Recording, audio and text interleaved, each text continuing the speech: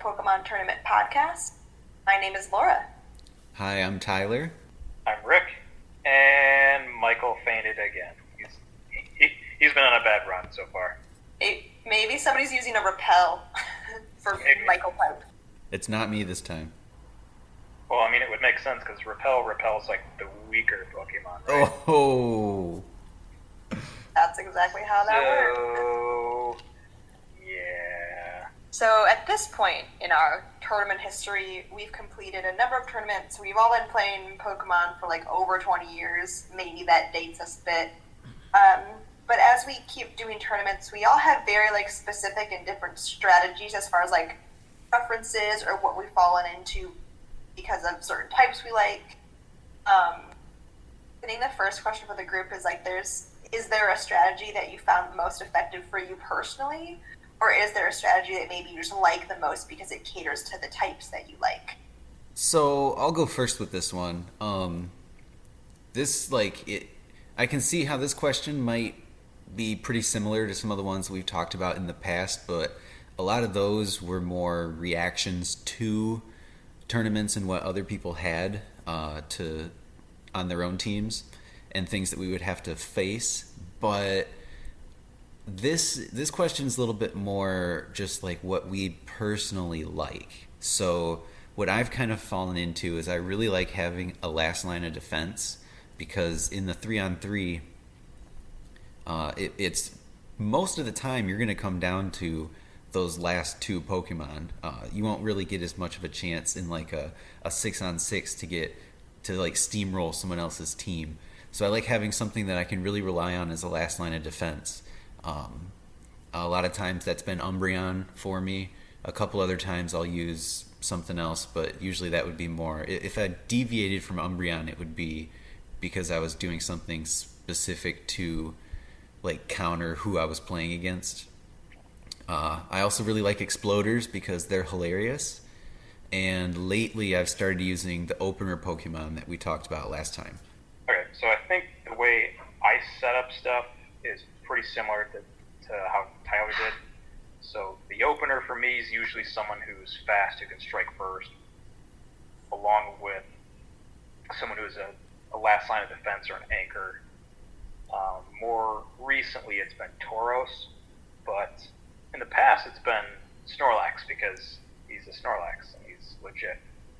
And usually, the third one is either someone really versatile, like a Starmie, or something related to either the opener or the anchor strategy that complements them. So it's basically a sacrificial lamb, which makes the opener or the anchor harder to kill. That's usually kind of how I set up my team. I feel like my teams naturally go off more of like long lasting. If you're going to battle me, it's probably not going to be 3 minutes. You're going to be in there for a while. I think I like to get people to make mistakes, and a lot of my Pokemon are stat changers or they'll last a while. They got some like strong defense in that sense. I change my opener a lot, which maybe that's a good thing, maybe that's a bad thing. I don't have that many Exploders. I like Exploders, but I want to say I'm only like maybe bringing them 40% of the time. I definitely have some openers that are slow, some openers that are fast, some that explode. But I guess if you're going to battle me, buckle up for a 20-30 minute match because you're not going to one-hit any of my guys. You see, those long ones, though, that takes a little bit more... like you plan it out that way so you're used to it, but when someone that's not necessarily expecting that has to go up against that can be a really fun match to watch because you have to watch someone completely adapt to a new situation, or maybe if it's not new, then it's probably undesired from that person's standpoint. I've definitely seen people that I battle, and you guys are used to it. I've seen new people that I battle, I think, get a little bit frustrated, which for me is great. If I can get my opponent frustrated, that's kind of a win. Because they see things that, like, if I do things like a confuse ray, they're like, dang it, now I gotta sit here and be confused for, like, 3 turns, and then even if they have powerhouses, they kind of realize that, like, that's not gonna work, and I can just, like, see it on their faces. Some of them change their strategy mid-battle and, like, sort of correct pretty well, and some of them get very mad and just try to hyper beam and then lose. So what do you think Mike likes to do with some of the strategies he falls into? Because I haven't battled out of the four of us. I've battled him by far the least. But what it seems like is he likes to have someone who's like a really, really strong attacker, like his Heracross that he made and we'll talk about later, or his Snorlax. But then he also likes to use a little bit like what Rick said, where he likes to have that third Pokemon help a little bit to either the opener or his powerhouse a little bit. Like he had his Charizard that he would use. Do you have Smokescreen and Sunny Day on his Charizard? Was that it? He's not here to answer that question, I guess, so I have to go off if you guys remember. I know, and he was supposed to be here, so we don't know where Michael is. Maybe he got lost in the forest somewhere. He's around. He's lost in Viridian Forest. He never got Flash when he went to the Rock Tunnel. It's probably because he only got to like the Cascade and Thunder Badge. You couldn't get anything after that. Sounds about right. Tyler's point on Michael's Pokemon, I feel like only recently has he been making them flow. I feel like he generally picks 3 very strong Pokemon, but they're kind of random in the sense of you could pull any 3 of his 12 options and like have a decent team. I don't think he builds them with the flow of 1 to 2. Not that you need to, but I don't think, generally speaking, builds them with the flow. Yeah, having a flow definitely helps you build the like get going and like snowball your team to make them stronger. But if you just have a bunch of like one-off really strong Pokemon, that can be really helpful because you don't necessarily have a flow, so there's no flow to interrupt. You can just always come in with that strong one no matter what. So I can see the draw to something like that. It's nice, I think, for him in the sense of he doesn't really get anybody having a type advantage on him. Because some of mine are like a combo 1-2. So if I can't bring that 1 because somebody has whatever type I'm weak to, like let's say maybe they have an Earthquake or an Ice Beam or somebody that's really good at like Hyper Beam. Now maybe I have to rethink 1 and 2, not just 1. Yeah, like with a Furret. The Furret. Nobody's gonna bring a Furret. Rick did. I know Rick did. He just got lucky. Furret's legit. He just got lucky. I mean, I would never recommend a Furret, but that Furret is definitely like a milestone in history. For some reason, so is his Starmie. It's my favorite Connor quote. The fastest Starmie I've ever seen! Because for some reason, it's just really fast. We just need to have Connor on commentary all the time. Yeah, that would be fun. As far as strategies, or even specific Pokemon, which has failed you the most in your tournament experience? I can take it, because I got 2 that I can really think of. So, one of the ones that really screwed me over, I've never had luck with Exploders. I don't know why. I always seem to, 1, either get exploded on, or 2, I don't explode fast enough, or 3, someone hangs on with Focus Band, and it doesn't matter anyway.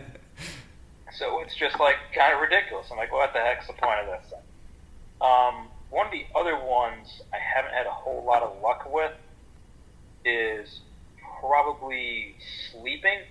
So either Hypnosis or Sleep Powder, and then combining that with either Nightmare or Dream Eater, that kind of bit me in the butt. I think this first, maybe second tournament where it was like the 45-minute battle between Connor and I, like our Snorlax and Gengar.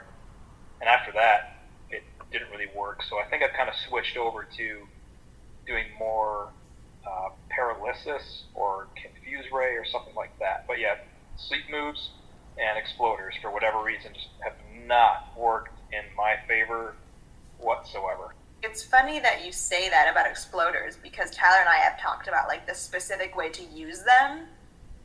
I think a lot of people fall into the Rick trap where they're like, not that they're scared to explode, but they want them to do more. That's totally not how you use an Exploder. If you're going to explode, just do it. Yeah, that's exactly what I was gonna say. With an exploder, they're all pretty slow. The only exploder that even really has much speed is probably just Gengar, and I mean, I don't know. There's other things I would rather do with a Gengar than explode it, and also Gengar doesn't have very good attack power.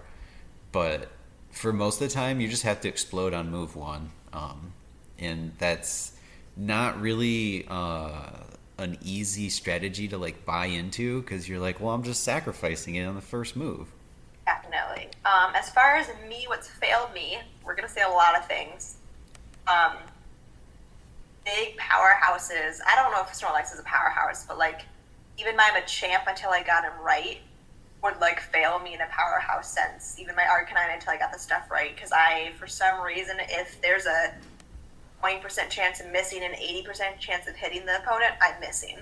For some reason, if the OT on a Pokemon is Laura, its natural accuracy is just gonna be lower. I don't know what it is. It's the bane of my existence. But I don't use straight powerhouses. That's probably why I gravitate towards Pokemon that can last a little bit longer, because I know if there's room for error, I'm gonna miss, or one of my moves is gonna fail. So those guys have been the least successful for me as far as like heavy hitting moves that are not accurate. I don't want to use. Yeah, and that makes sense a little bit. Like, I know that it's not. If you're gambling on the accuracy so you can get the extra power, most people probably wouldn't recommend that unless you're just gambling on your strategy as a whole and it doesn't really matter. Because I've had that trouble too. But I do remember you would hit with cross chop against like everyone.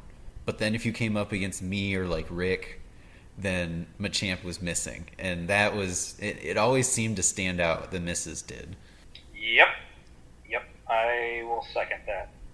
Like the worst time. And what's funny is, on top of that, when people battle me, I also feel like, but being paralyzed for some reason. If we should take stats on it next tournament, because I'm convinced I would be affected more as far as like Pokemon being fully paralyzed. I'm convinced it's happened to me double the amount of times it happens to anybody else in a tournament. I don't know why, but for some reason, if I'm paralyzed, I'm never attacking. Just specifically me, which is hilarious because that's also happened many times in tournaments. Nope. I was. The only thing I was gonna say was like, so for those of you that are thinking about doing exploding Pokemon, including myself, Just do it! so just do it. Just explode the thing because Golem is too damn slow to even, really do anything else. So I mean, Do it! I think there's like a larger strategy in that people need to learn. I think comes from like intimidation or a fear of losing a Pokemon means you're going to lose the battle, and that's not the case. Like if you lose your first Pokemon or you're down 2 to their 3, still pretty even odds as long as your team is balanced. I think a lot of people assume if they have more Pokemon, they're automatically going to win, and like sure, that's the theory, but if you don't have the right strategy anyway, it doesn't matter if you have more Pokemon. They can destroy them in 3 moves. I've talked to the other Mike about the exploder thing before too, because he loves exploders, and he has said the same thing, that like people are just too afraid to use it a lot of times, and it can be so devastating if you can take someone out. Like there was one time that it was my Snorlax and his Snorlax we were battling, and I decided, I was like, you know what, I'm pretty sure that he can't one-shot me with anything, and I'm pretty sure my Snorlax is faster, so I just threw a regular attack, and it hit and did damage, but then he just exploded on his first move. And I remember thinking, well, that's fair, because I almost did that anyway. If you're building exploders or self-destructors, you cannot be worried about losing them. And if you are, then just don't use them in your strategy and find a different strategy that works for you. Some of the other things that I would say didn't really work for me that much was after Snorlax started to become a little bit more popular, people were suggesting you should try a counter Pokemon to counter the physical moves that Snorlax would be throwing at you. And Miracle is the same thing as counter, but for special attacks. And I was just really bad at being able to predict when people were coming in with an attack. And so that was definitely something that I tried very briefly. And I think I do still have one Pokemon that has counter, but that's not the main strategy. Like, a lot of people would suggest having counter on a Blissey, because Blissey will take massive damage because she has such low defense. But you probably won't get one shot most of the time, but you'll guarantee one shot anything that hits you because there's so much HP and so much damage coming in. So that was the main strategy that people pick with Blissey sometimes, and I wasn't as good at predicting with stuff, so that didn't work very well for me. And Smogon Strategies, because that's based around the 6-on-6 metagame, which is totally different from the 3-on-3 that we use. In general, some Smogon Strategies work, but most of them, like, you can go to the site and you can look at what someone might do with a given Pokemon, but I don't find most of the strategies translating that well for the 3-on-3. I agree with that. I think it's been a while since we've done a 6-on-6 tournament, but there's way more room for error in a 6-on-6, and I think the 3v3 goes a lot faster too in a tournament setting than we do. Yeah, definitely. Which is why we can do things like round robin or a 2-loss elimination, so you get a little bit more battles, because sometimes, we've used Bailey as an example many times, sometimes there's just complete shenanigans, and even if you were set up to win, Fissure just hit 3 times in a row, and then you're toast. Yep. Oh, and the other thing that ended up, it worked well at first before other people started really nailing down good strategies, but just using like a straight powerhouse Pokemon, I tried that at first and had some success, but after people started realizing how to counter stuff and how to build a little bit more team synergy, then those didn't work as well. I didn't. Would you consider Tyranitar a straight powerhouse? Yeah. Yep. I mean, that's like even beyond a straight powerhouse, because Tyranitar is like top 3 most powerful Pokemon in Gen 2. That's a little different because like you build your team around that Tyranitar, not necessarily just having 3 powerhouses. You know, if you show up to a match and you have Machamp, Snorlax, and Tyranitar, that's a pretty formidable team, and you'll probably do pretty well. But also, just the fact that you're really weak to fighting on 2 of your different Pokemon. The next question on the list is, aside from effectiveness or results, what strategies have you personally found just to be the most fun?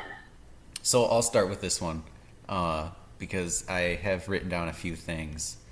I like Exploders, and that was something that I just like how strong that move is. Like you can pretty much, unless they resist you, you can take out anybody in one shot, and I really like that. It's such a powerful move. And then I also have really come to like super annoying Pokemon. Like Umbreon is by no means like a sweeper. Umbreon is someone that painfully and annoyingly drags down an opponent just like kicking and screaming. And I love that. I think it's hilarious. And I have a Dragonair that's even worse, but Dragonair is kind of a piece of trash compared to what else is available. Its stats are just absolute garbage because it's not fully evolved. But I have a Dragonair that knows like Thunder Wave, Supersonic, and Attract, and that's just like really stupid to play against, and I think it's funny. I like Sand Attack because it's so dumb and so simple, and it's like a Pidgey learns it at like level whatever, 7, but I still have it on like a Jolteon or an Umbreon or name a thing. And people are like, this move is so dumb, why do you have this? And then they can't hit me later. And they're like, dang, this is why you have this move. I was foolish. But I find it extremely hilarious, and I love it.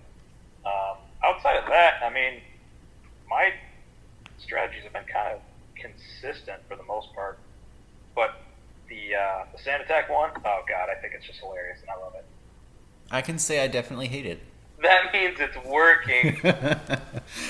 It is like the most remedial move when he uses it on you. I'm like, did you really just use for super fast, powerful Jolteon to do sand attack on me? Yes, I did. That's the strategy. Why does it work? No one knows, but I'm gonna keep doing it. Exploders are also very fun for me, but only when they don't know it's coming. It's an amazing move if they don't know. Like, if you forget that, like, Golem probably has Explode, and they're like, oh no, the look on their face is amazing. The one that I think is fun, and I hate it because it's been used on me, is that, like, the Kingdra strategy where it's, like, attract, and then, like, low damage moves, and it's just, like, death by 1,000 cuts, and I'm just like, oh my god, there's nothing I can do. This is like adding insult to injury because there's nothing I can do for the next 30 minutes until I'm dead. Mm-hmm. It's like I'm gonna cut you so bad that you're gonna wish I didn't cut you so bad. Hello. Wild Michael appeared, only level 5 this time. Should we run through the questions and let him catch up? Okay, so level 5 Caterpie Michael. What types of strategies have you found the most effective personally when you're battling? Best strategies I personally found have been usually paralyzing and accuracy attacking. So I'll usually go paralyze someone and then accuracy attack, and then depending on the Pokemon, whether it's like a Kingdra, death by 1,000 cuts just with Twister, or just, now your speed's gone and now I could just kind of take control of the battle as required. That's kind of what I have found to be most successful. Okay. And as a follow-up question, what strategies have failed you the most? Brute force, definitely. That's one that has just been completely stupid. I found that, your first strategies typically never work, and then you have to adapt as required. Some of my original types had some kind of glaring weaknesses. I don't recall them exactly, but at times, I remember one, recently against you, where I got full of myself, and it's like, oh yeah, bring Dragonite, and then you just frickin' bring Lapras and just destroy it. So sometimes I have to think to myself, I often had a large fighting type weakness in some of my older teams, and I had to mitigate that recently. So a big hold was that. We'll definitely talk about that battle later because that is on the list, so we'll get more into that. And then as the follow-up to the follow-up, I guess we'll evolve you to a level 6 Caterpie for this question. Aside from effectiveness, are there any strategies that you have found just to be more fun? Certainly exploding when required is good. I've heard that already. Let's see. Certainly using Toxic can be fun, especially when you have a Pokemon that people don't expect to have Toxic. And I have a couple that I'll keep in the bank for a little bit until we bring it out, that have Toxic that you really would never expect to have it. So using Toxic in critical situations can be very helpful at times to at least throw your opponent off for a couple turns so you can gain the upper hand. I was going to say, I think it's kind of funny because pretty much any Pokemon that can learn a TM can learn Toxic. So it can be on anyone. And that's one thing that's really, really useful about it. Okay, so we'll jump to a question for everyone now that Michael is up and I guess still a Caterpie but has escaped the Viridian Forest. What do you consider the most feared Pokemon from other people's teams that you face, like Tyler's or Connor's or Rick's or mine, etc.? Are there Pokemon that you're like always a little bit nervous to go up against? So I guess I'll go first because I wrote down my list first. But for Rick, it is something he already mentioned, and that's the Sand Attack Jolteon. It's kind of funny because that's not really a move that like destroys your team. It just makes it so you can't attack a lot of times. And if you can't attack, then you can't do anything. And that's really hard to get around. I mean, you can switch, but Sand Attack has like 40 PP, so you can just keep using it and keep using it. For Mike, it didn't end up working out that well for him, but his Heracross was like terrifying because it devastates Snorlax and Umbreon, and those are two Pokemon that I very often pick in my team. For Laura, I would say it's your Machamp for the same reason. It just slays Umbreon and Snorlax pretty easily. And since those are two of my favorites to use, I have to like completely change my strategy when I'm battling against you. For Nick, his Tyranitar is just, it's so strong and everyone knows it's coming, but you have to plan against it so well because it's so strong. And that's just it. It also has been something that I've had to change the 3 that I use because I don't really know anything very effective against it. And I guess rounding it out would be a stupid pick that I know will make my cousin laugh, but Connor's Butterfree was so dumb. I was so mad that he actually beat my Tyranitar once with a Butterfree, which is the worst possible matchup you can imagine for a Butterfree.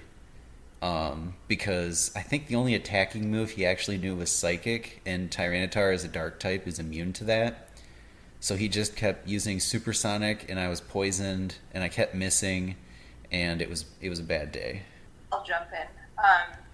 I agree with Tyler on that Jolteon. It's just like so annoying and like elementary school to get hit with the sand attack. You're like, oh, come on. I feel like if I'm ranking people's like most feared types, I would say Tyler has a Tauros that I do not like. Even if you're well stacked against ready for it, it's not going to be an easy match to take down. Rick, for me, was the first Snorlax battle that I had, so I just find his Snorlax particularly annoying. And for Michael, and I actually think Tyler has a similar one, the attracting Kingdra is just the death by 1,000 cuts that I'm just like, no, this is awful, because you can't kill a Kingdra quickly, and it can't kill you quickly, so you just have to kind of like bulk in your defeat for like 12 additional turns. Tyranitar, I've only gone up against once, so he doesn't scare me as much because I haven't had to battle him as much. I guess Umbreon, because I have one I'm not as worried about. It's always the random ones that I'm not expecting that get me. So like everyone that you've named I'm ready for, but like Tyler threw I think a Dragonite at me the first time and I was like, oops, forgot that was a Pokemon. Loss.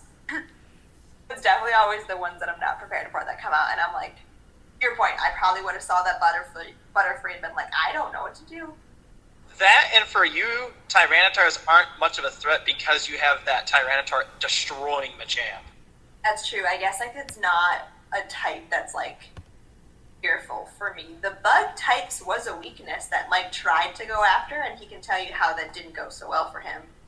But it's definitely when people bring the odd types, like you don't really see bug types that often. You don't really see, I don't think we see psychic types that often either in these tournaments. We do see some psychic types because, like the perennial Starmie, and I've seen 1 or 2 Alakazams here and there. Glass Cannon. Does Rick want to go through his most feared Pokemon? Yeah, I can go through a couple. So, at least for me, the ones that suck, for Tyler and Laura, it's that friggin' Umbreon. Because I don't necessarily have like an Umbreon or a Snorlax killer that's just wrecks it.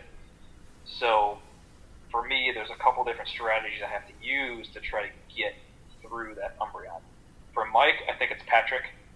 For those of you that don't know what Patrick is, it's the Snorlax. And I also have a Snorlax that is very similar to how Mike's is. I think he might have 1 or 2 different moves, but for the most part, it's fairly similar. Patrick Jr. is also kind of a tank, which is the spawn of Patrick. And Nick, obviously the Tyranitar is difficult. I haven't had a whole lot of problems with it, though, just because I do have a Starmie, and I usually bring that quite often. And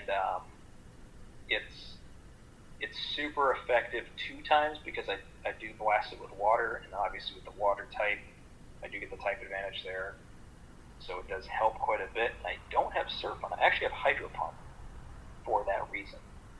And for myself, and yeah, but I mean it's more accurate than some of the higher power moves. I know Thunder is fairly inaccurate. Fire Blast is not quite as accurate.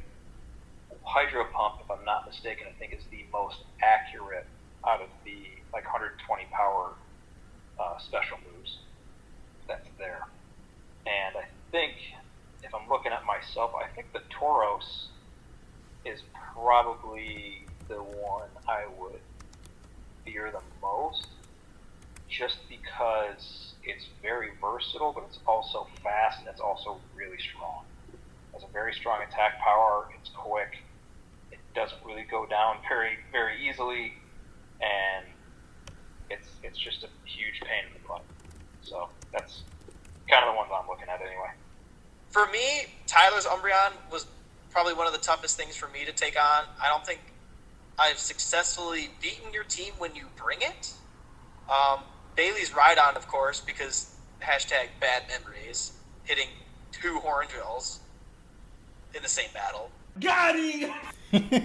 Laura's and then Laura's Lapras because, and then for Rick's, probably, well, oh no, I know another one of Laura's that gives me problems is her freaking Destiny Bonding Gengar. At times I have tried to, play the Destiny Bond game, and then she's gotten me a couple times with it, even though I know the Destiny Bond is coming when I see that Gengar. Sometimes she has outthinked me in using it, so that was a little frustrating at times. So I think that's probably one of the more funny uses for a Gengar, honestly. Using it as just a suicider. Got him! Basically an exploder, but not having explode. And then for Rick, on par, Rick's Jolteon's tough to beat, just because of that darn sand attack. This is the best use of a Gengar, and it's amazing. And I think Michael's been stung by it on multiple occasions, because he knows what that Gengar does, and there's been more than one occasion where I've killed his Pokemon with my Gengar, and then was able to suicide it on Pokemon 2. So I think he's been extra mad because he's like, I knew this was happening and I still forgot. Gengar is tough because Gengar it's like this dance with death, because Gengar can Destiny Bond and can explode, and yet it also has a lot of power to do damage in its own right. So it's like, if you sit back and you try to not attack it because you're afraid of Destiny Bond, then it can just attack you, and then so you're going down, so then you have to make the attack, and it can be a tough dance. And that is why it's a ghost type. Exactly. So the next tournament that we want to talk about, and I think Michael alluded to it a little bit, this was specifically the wedding tournament. I believe the trophy on this one, because I have it, says the Ever After tournament, but we threw out a couple other names like the I Choose You tournament. We had some cute ideas for it. This tournament was the night before Rick's wedding.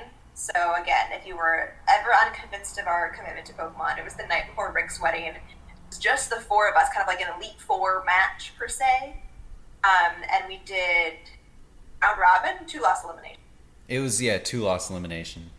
We kind of talk through that one. So my first battle was it Mike or Rick first? It was Mike first. It was Rick. It was Rick. Yeah, it was me. So my first battle of this tournament was against my brother Rick, which we haven't battled that often in the tournaments. I think we battled the least as far as the brackets go. But it was definitely kind of fun because it was a Jolteon v Jolteon off the get-go kind of match. And he has that sand attacking Jolteon, which is annoying, but that's how that match started. Rick, do you want to jump in about how your Jolteon performed? If I remember right, I think the Jolteon match was pretty close. I thought my Jolteon came out on top, but it was pretty much dead by that time. So the next Pokemon you threw out, I don't remember what it was, but I might have got one hit in just because. And again, this is why I like Pokemon that are fast and have a high special attack or a high attack, because if you do get in that situation, it's like, okay, I'm gonna faint, but I'm going to deal a pretty big hit or a decent hit to the next Pokemon coming up. Or paralyzed. My team was Jolteon, I had Exeggutor, and then I also had Umbreon as my anchor. All Pokemon Rick's seen before. I think I just had sort of the kind of one-up. He brought Starmie, But hence I brought Executor because I just plan on exploding a Starmie. Yeah, so the initial lineup I had wasn't a good tight matchup between, I had the Jolteon, the Starmie, and I think I had either Tauros or Snorlax, and I think you exploded either my Tauros or Snorlax. I don't remember which one it was. But then I remember having like a Starmie against the Umbreon, which Starmie's water psychic and Umbreon's obviously dark. So it's like, well, great, there goes that tight matchup, and that was pretty much it. So basically, we don't remember how that match went other than Laura won. Yep. I guess Mike and Tyler had to battle next. Yeah, well, that night also there were a few ginger ales being knocked back, so it's fine if there were a few forgetful things. But yeah, the other one was between Mike and me, and I was actually I had been hosting tournaments after you guys kind of scattered across to different parts of the country, and I had a new Pokemon that I was trying out at this tournament because I wanted to see how it fared against like really good players, so I could use it potentially at the next tournament that I was going to be hosting. And that was my setup Raichu that I talked about in the last episode, where it's mainly just to like set up defense and lower attack from the opponent so that other Pokemon can come in and hit hard while the opponent is a little bit neutralized. And Raichu did okay, but Mike was using, I think you had your Smokescreen Kingdra, and I did not bring Umbreon to this one. I had, I started with Raichu, and I had Marowak and I think Snorlax. And I probably should have brought Umbreon, but I knew about your Heracross that you'd been raising, because I don't know if you did it on purpose, but you talked about it a little too much, and maybe that was so you're just getting us to feel discouraged against using it. But No. He definitely went into that tournament specifically with the words, "I'm going to crush Laura." I do remember that. Yeah, me too.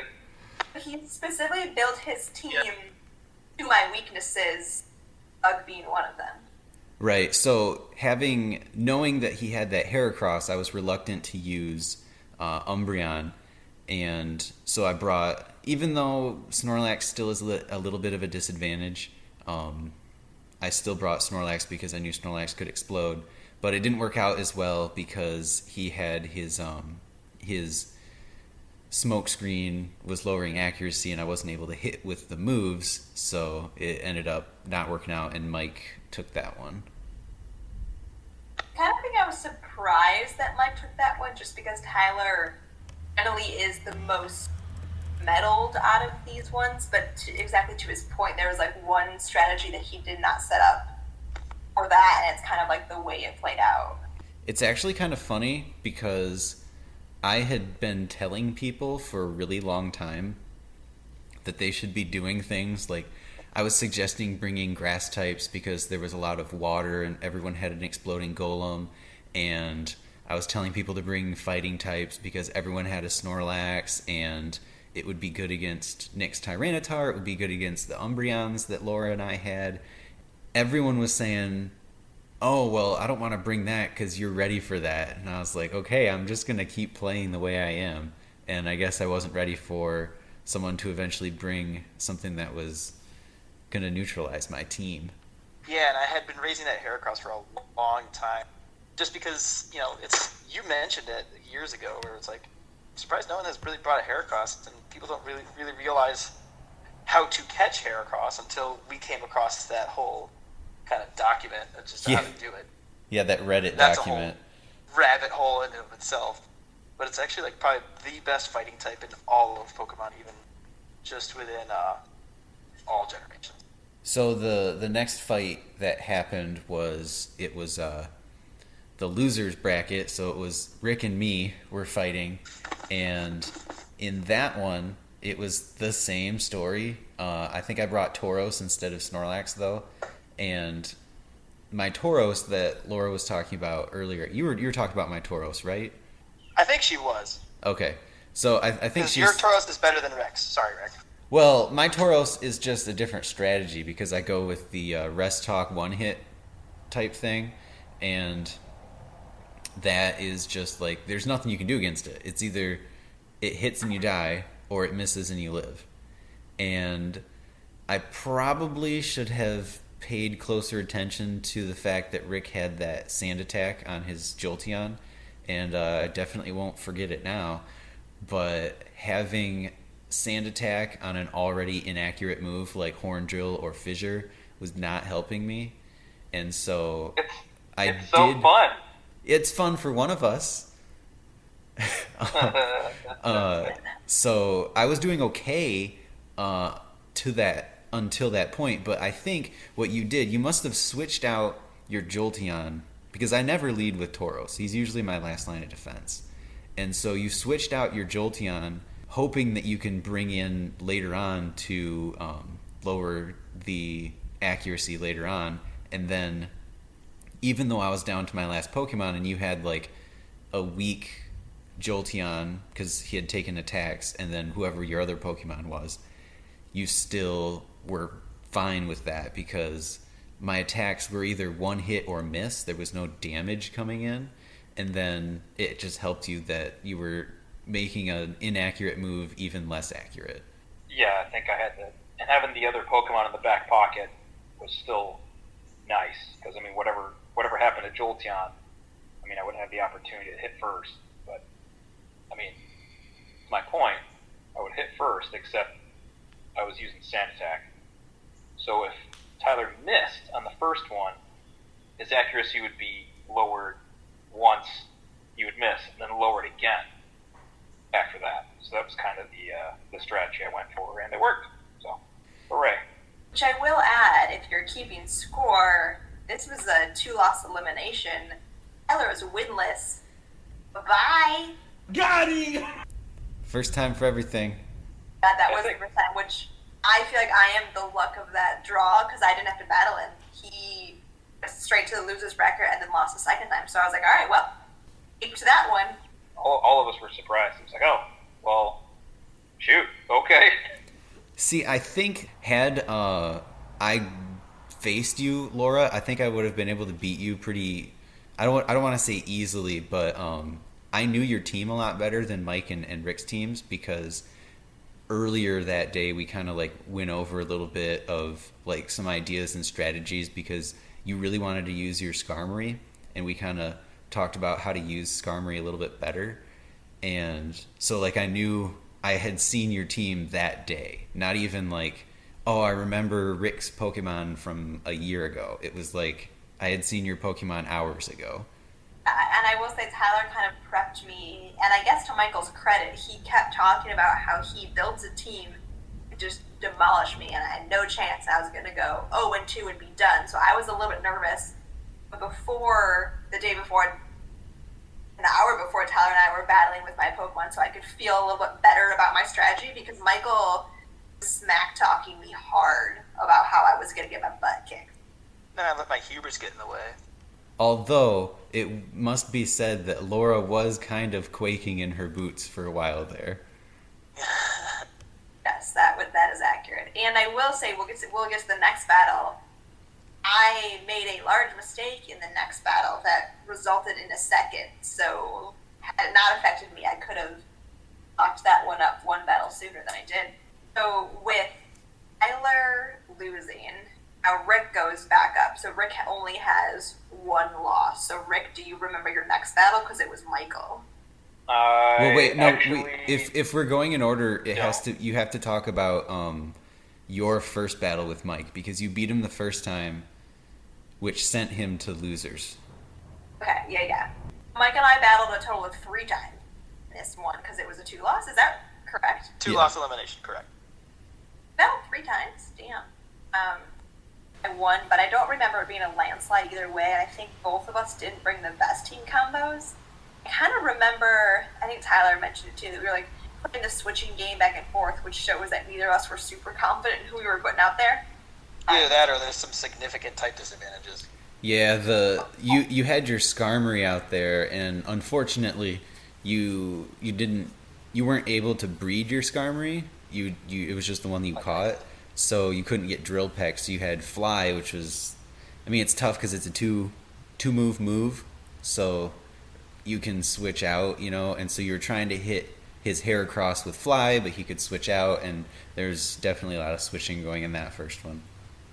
That sounds pretty correct. And the points that we made earlier, if I was going to remake Pokemon, I could breed a Skarmory and put Drill Peck on there. Hard part about that is just personally, he's a shiny, he's kind of cool. And he's also one of the oldest Pokemon I have. He's from the very first Silver I had when I was in middle school. He's a very old Poke. So after that one, that sent Mike to the losers bracket, so he had to play Rick. I really don't remember this one all that much because I'm pretty sure I wiped the floor pretty easily. I wouldn't say wipe the floor, but I remember you beating me, and I was like, well, I mean, I beat Tyler, so that's good. A win, it's fine. I mean, I can also say we can give Rick a slight pass. He was the one getting married the next day. That's true. I think he was the long-term winner. He had other things on his mind. Right. Yeah, so that puts Mike back up to the winner circle. So I'm undefeated. Michael has one loss. So if I beat him once, he would have been done. If not, then we have to battle a second time and give whoever that other loss. So second battle, I remember Michael had a Charizard. I had him a Champ. I believe he brought Heracross. I had Heracross, yes I did. Which is a little bit nervous for me because Heracross can kind of come at that Machamp a little bit. More so the Charizard than the Heracross, though. Mistake that I made, though, is I had him on the ropes, and I just had to make, they're both kind of minimal, and it was Machamp Charizard at the end, and we both had minimal HP, but I had the upper hand as far as, moveset. I forgot, for whatever reason, that Charizard is part flying, so I hit him with an Earthquake instead of a Rock Slide, and it has no effect. And I was like, no, I should have done Rock Slide. And then I think I wing attacked you and killed you. That next hit, he attacked me and killed me, which is a bummer because I could have ended the tournament right then and there. I had it. I forgot that he was part You had flying. to go for round 3. Because I think your Machamp was also toxic. Was poisoned, yeah. He had, literally, it was one move for each of us. Yeah. Mike, does your Weezing have smokescreen as well? I think it does. Oh my gosh. I'm not complete with it. You can already see some of my strategies. I also had his Kingdra in that one, and I was just like, oh my god, die. And his Kingdra would just not die. Twister. Attract. Smokescreen, Twister. That's kind of how my Kingdra does. Kingdra's fun. I like Kingdra. Kingdra's like an underrated Pokemon. It's just powerful in every aspect. It has one weakness. So then everything came down to the winner-take-all match. And now, Laura, you have to tell me. So you had to fight the Heracross a couple of times. And if I remember correctly, you were like, I'm not bringing Umbreon this time because it's just tough with the Heracross there. So what...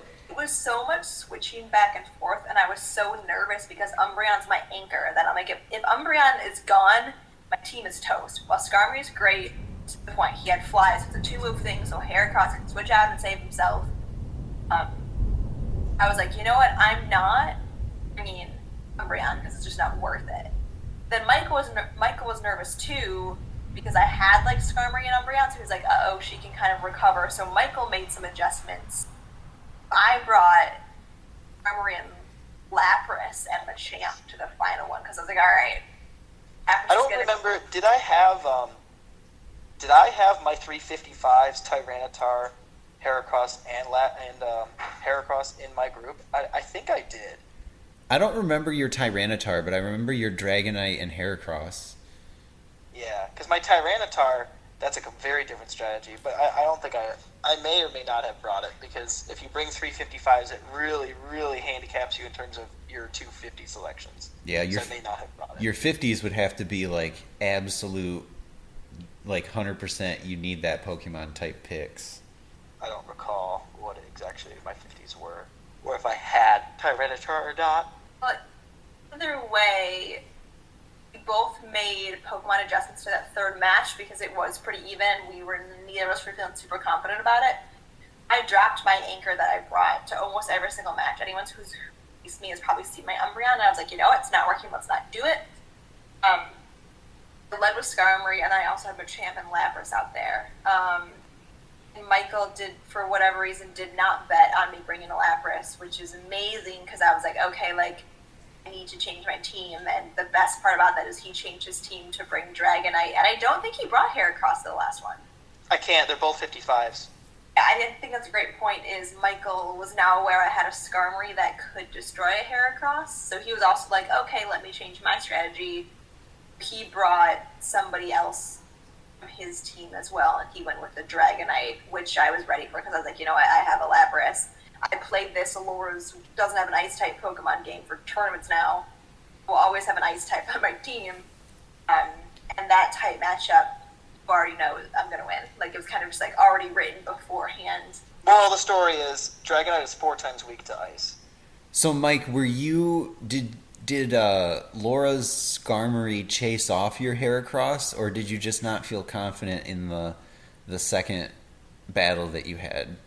I think it was more so that I was ready to throw an off speed to where she had to have gotten ready to take on Heracross again and to take out Heracross completely. So I said to myself, you know what, it's time to throw the Dragonite out there. It's strong. I don't think she's got anything that can really take it out, albeit she did. And so it's I think it's I'll be set up to take her out, and then she'll be prepared to take out Heracross, and it turned out to be a hanging breaking ball instead. Hanging breaking ball. Well, the best part about that is we had obviously the 4 of us, but also most of the wedding party watching this, so we had a pretty big audience as far as groomsmen jumping in, and my Lapras must have known there was a lot of eyeballs and that it was a fun tournament because I used Ice Beam, which should have one-shotted his Dragonite and probably would have, but for added dramatic effect, it froze it solid, which was just hilarious. 1 out of 10 chance, but also when it freezes, it usually does a little less damage. So if it didn't freeze, it definitely would have knocked it out.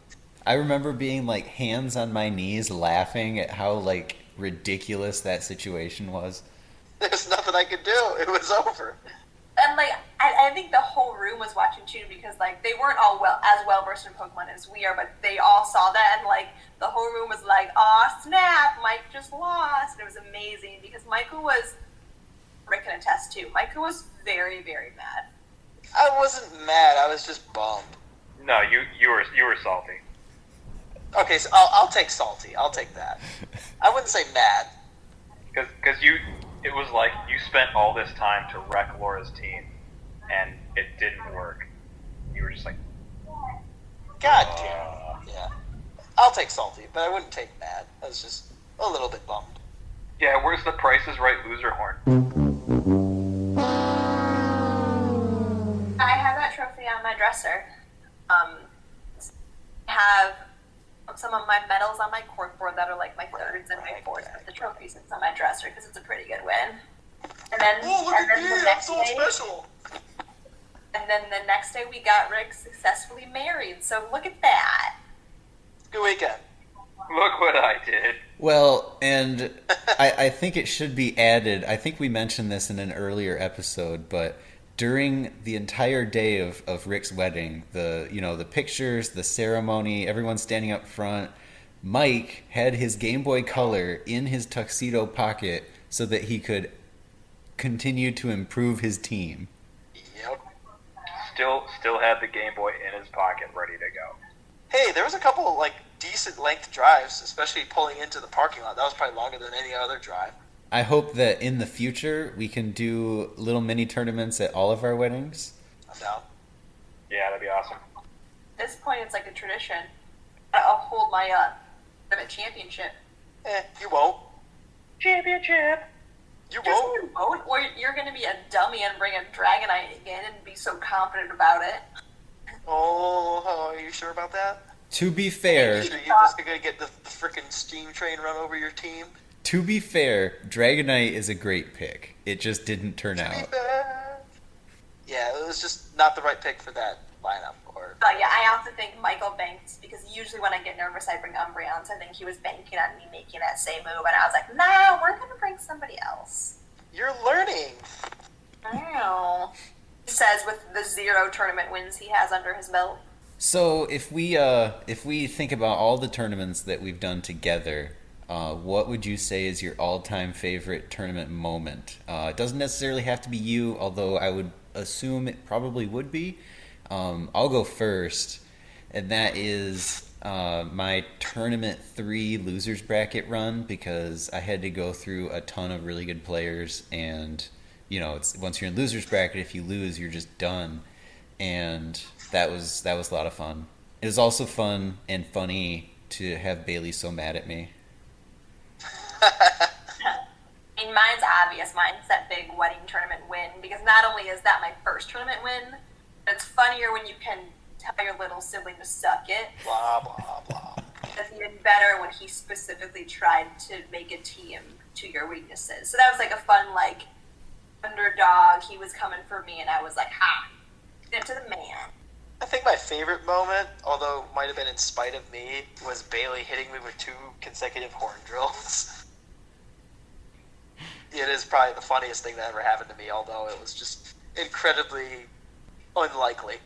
Yeah, I think for me, We know what this one is. the most entertaining one was Connor and I's 45-minute battle between the Snorlax and the Gengar, which took forever. And I think Tyler's sister also drafted up a paper plate award, which is like longest match ever award. And then we ended up just getting like burgers and shakes at IHOP or wherever. It might have been Steak and Shake that time. Oh yeah, you might be right. Because we getting some pancakes and shakes from Steak and Shake. Usually we would go to IHOP, but I think that first time, because that was the first tournament, I think we went to Steak and Shake instead. Yeah, I think that sounds right. Surprised you didn't choose the ferret hand of God moment. No, that's close. But I mean, the other one was just, the 45-minute battle was just, I think I remember looking at that and just being like, I think Tyler said the only way you can win is if you freeze it. And I click Ice Punch and I go, come on, freeze it! Boom, it's frozen solid. I was like, yes!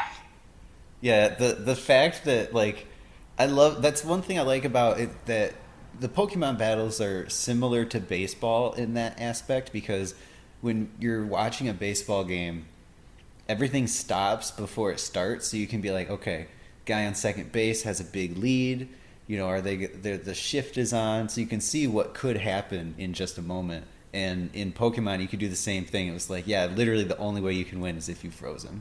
Which I think is an even funnier full circle moment in the most wedding tournament way, where Michael was frozen solid. It's just like that much funnier for all of us to have another one end that way. That was more rubbing it in rather than handing the hand of God save Rick. But it's like shenanigans irony. Shenanigans, yes, irony, not shenanigans. Insult to injury on that one. Correct. Because yours was shenanigans, but it was also the hand of God, versus Laura's it was shenanigans, but it was ironic. Because whether that happened or not, you were going to lose. So it didn't matter if we froze or not. It was just more like for the lull and hilarious. Correct. I would say, Precisely. for myself, a runner-up all-time favorite moment for the tournaments was one you guys weren't able to come to, but there was my friend Kevin came all the way from Chicago. He was someone that I met online, and I happened to be in Chicago at one point, and I was like, hey, do you want to meet up? And so we went to the Billy Goat and battled at the Billy Goat, and that's a tavern in Chicago for people that don't know. And it was really fun, and I was like, hey, if you want to come to a tournament, I'm doing one in a few months. And so he came up and he got second place, and he beat some pretty good players that were there. He did really good. He's got like really good strategies that I really like seeing, because he developed completely outside of the like metagame that we had built at the tournaments, because you guys had been coming for forever, and we would see the same general group of people.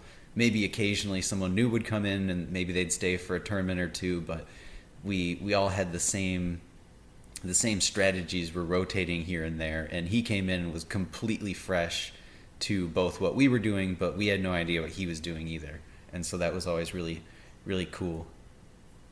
That was always great when Mike came in too, because he brought some real A game and forced everyone to chain.